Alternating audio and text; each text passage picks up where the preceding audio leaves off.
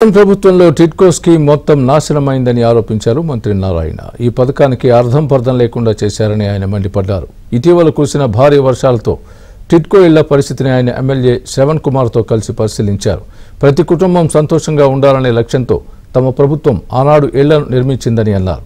అయితే వైసీపీ సర్కారు వచ్చాక సరైన సౌకర్యాలు కల్పించకపోవడంతో వారు తీవ్ర ఇబ్బందులు పడుతున్నట్లు తెలిపారు.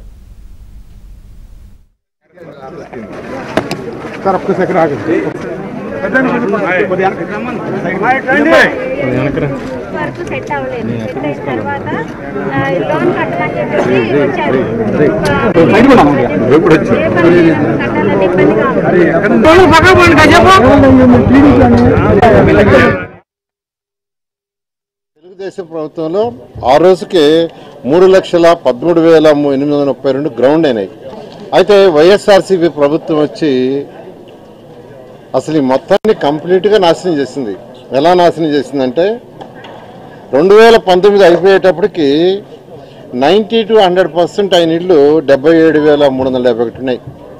అంటే 77,371 ఇళ్ళు 90 to 100% పూర్తి అయిపోయినాయి. తర్వాత 50 to 75% అయినవి 64,245 ఉన్నాయి.